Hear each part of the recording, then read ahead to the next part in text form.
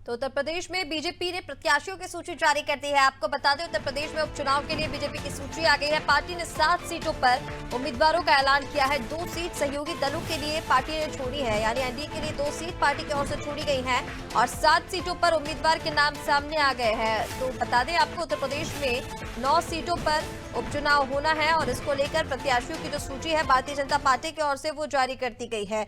इसको लेकर 7 सीटों पर बीजेपी ने अपने कैंडिडेट्स उतारे हैं और 2 जो सीट है वो एनडीए के लिए छोड़ी गई हैं। अब चलिए इसी पर ज्यादा अपडेट के लिए हमारे सहयोगी अभिषेक हमारे साथ जुड़ गए हैं। अभिषेक, क्या कुछ जानकारी है इसको लेकर? देखिए, 7 सीटों पर तो बीजेपी ने अपने कैंडिडेट्स उतार दिए, पर 2 सीट यहां पर सहयोगी दलों के लिए बीजेपी की ओर से छोड़ी गई है। पर भी भाजपा ही प्रत्याशी उतारेगी। कानपुर की शीशामऊ सीट, जहां समाजवादी पार्टी 3 बार से लगातार चुनाव जीतती आ रही है, उसको लेकर अभी मंथन जारी है। तो 8वीं सीट पर भी शाम तक प्रत्याशी का ऐलान होगा। 9वीं जो सीट है, मीरापुर की सीट मुजफ्फरनगर की, उसको राष्ट्रीय लोकदल के लिए छोड़ा गया है और 10वीं सीट पर चुनाव नहीं होगा। अभी हाल फिलहाल में ये जानकारी कुछ दिनों पहले सामने आई थी। और बाकी जो 7 सीटों पर भारतीय जनता पार्टी ने उम्मीदवारों की घोषणा की है, अगर उसकी बात की जाए तो कुंदुर्की से ठाकुर रामवीर सिंह को प्रत्याशी बनाया गया है। खैर सीट से सुरेंद्र दिलेर पूर्व सांसद हैं, उनको प्रत्याशी बनाया गया है। इसी के साथ गाजियाबाद से संजीव शर्मा को प्रत्याशी बनाया गया है। दीपक पटेल प्रयागराज की करछना सीट से पूर्व विधायक हैं, उनको फूलपुर के सियासी समीकरण में फिट बैठाने का प्रयास किया गया है। इसी तरीके से सुष्मिता मौर्य को मझुआ सीट से प्रत्याशी बनाया गया है। कटेरी सीट से धर्मराज निषाद को प्रत्याशी बनाया गया है और मैनपुरी की करहल सीट पर समाजवादी पार्टी परिवार में सेंधमारी करते हुए अखिलेश यादव और धर्मेंद्र यादव के बहनोई अंजेश यादव को समाजवादी पार्टी परिवार से भारतीय जनता पार्टी ने 2017 में अपनी पार्टी में शामिल किया और अब अनुजेश यादव को करहल में, यानी करहल के जो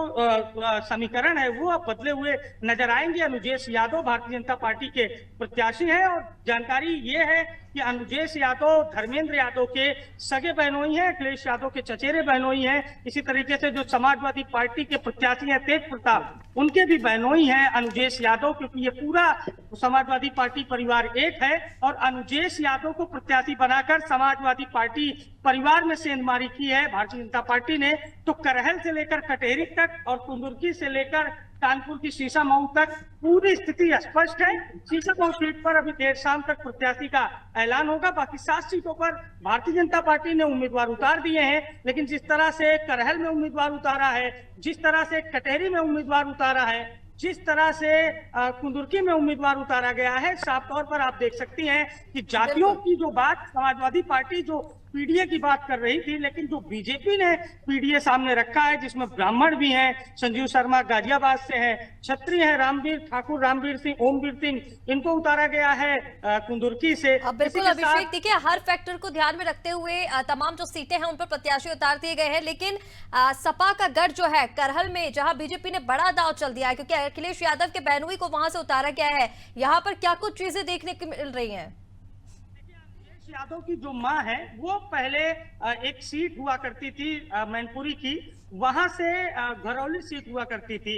वो सीट बाद में उसका परिसीमन हुआ, सीट खत्म हुई और करैल और अन्य हिस्सों में वो सीट से जुड़ गई।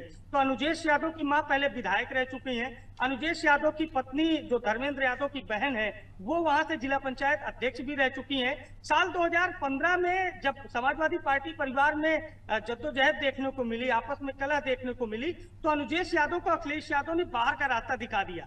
लेकिन साल 2017 का विधानसभा चुनाव आते आते अनुजेश यादव को मौके की जो स्थिति थी उस पर अनुजेश यादव ने पूरा भरोसा किया कि समाजवादी पार्टी की सरकार नहीं आ रही है और सपा परिवार में उनका अपमान हो रहा है। भले वो धर्मेंद्र यादव के सगे बहनोई हैं, बावजूद इसके उन्होंने भारतीय जनता पार्टी का दामन थामा और तब से वो भारतीय जनता पार्टी के साथ सक्रिय राजनीति कर रहे हैं। खबर ये भी है कि मैनपुरी से ही उत्तर प्रदेश सरकार के जो मंत्री हैं देववीर सिंह, उन्होंने इस नाम को संगठन को आगे भेजा था और कहा था कि अनुजेश यादव को प्रत्याशी बनाया जाए। पहले ये चर्चा थी कि केंद्रीय मंत्री एसपी सिंह बघेल की बेटी या संघमित्रा मौर्य जो बदायूं की पूर्व सांसद हैं, उनको यहाँ से मौका दिया जा सकता है, लेकिन अनुजेश यादव को मौके प्रत्याशी बनाकर भारतीय जनता पार्टी ने सपा परिवार में सेंधमारी का जो प्रयास किया है, इसका कितना फायदा होता है ये उपचुनाव के नतीजे बताएंगे।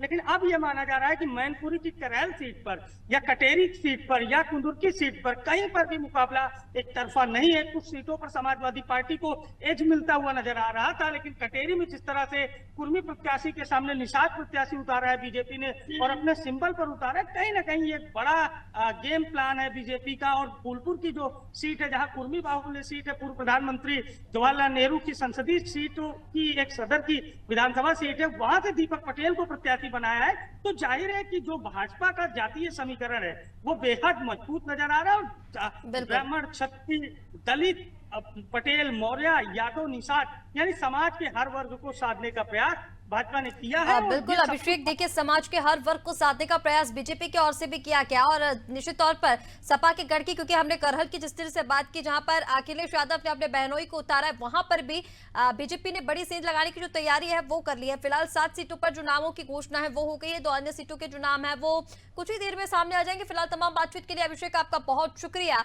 तो आपको बता दें, भारतीय जनता पार्टी ने 7 सीटों पर नामों की घोषणा कर दी है। कुंदरकी से रामवीर सिंह ठाकुर को प्रत्याशी बनाया है, गाजियाबाद से संजीव वर्मा, खैर से सुरेंद्र दिलेर, करहल से अनुजेश यादव, फूलपुर से दीपक पटेल, कटहरी से धर्मराज निषाद और मझवा से सुचिस्मिता मौर्य को प्रत्याशी बीजेपी की ओर से बनाया गया है।